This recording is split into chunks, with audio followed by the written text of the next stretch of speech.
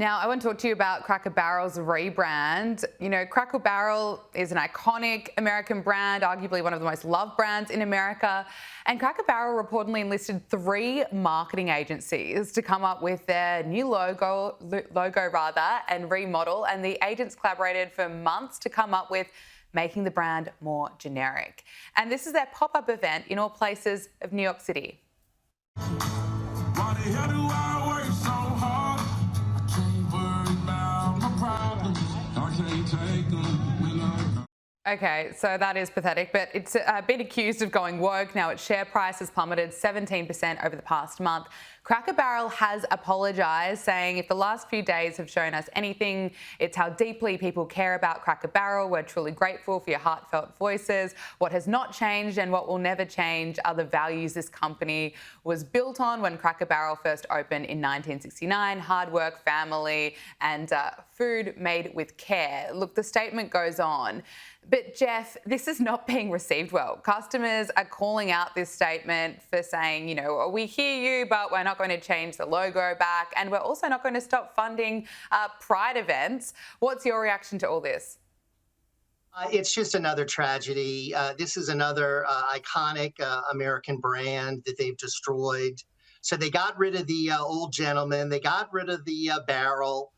They got rid of the Southern charm. They got rid of all the Americana, and they created this ridiculous logo that, you know, a kid could have done. But I think they paid millions and millions of dollars for someone to get rid of all of it and come up with something generic.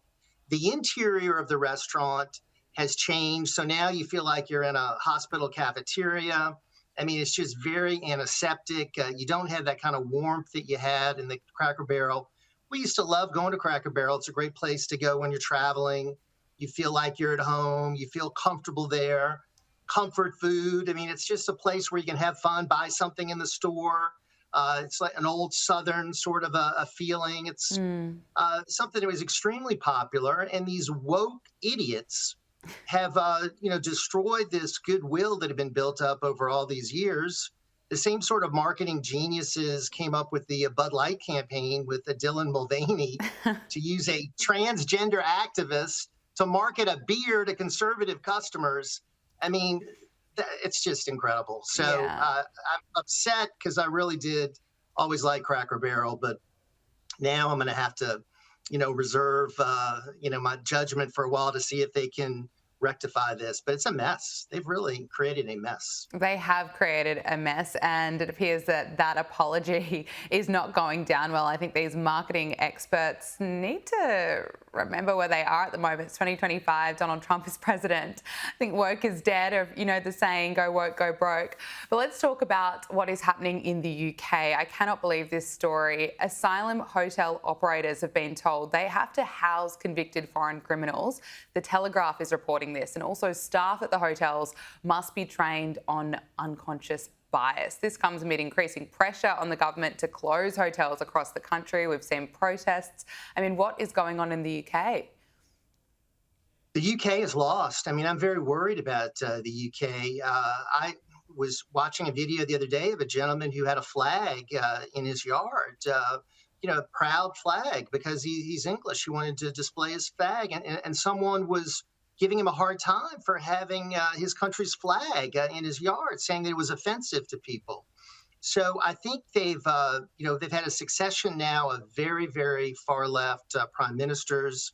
They've moved away. I remember the days of Margaret Thatcher when you had the Iron Lady there, and you had a country that was, I think, in a much different direction. The only thing that can save the UK is Nigel Farage, and if he can possibly win and you know, turn the country around. It's been overrun with people that have come there illegally. These socialist policies are not working, and I think the country's in real trouble. You know, many people would agree with you that the only person who can really save the UK is Nigel Farage. You can see why he's well ahead in the polls. He's also announcing plans to enable the arrest, detention and deportation of hundreds of thousands of people who come to the UK in small boats. I suppose people look at America, they see what Donald Trump has been able to do in such a short period of time, where he's carrying out these ICE deportations, the border is closed. And so I think there's kind of this desire or this hope that in the UK, someone like Nigel Farage can do the same thing.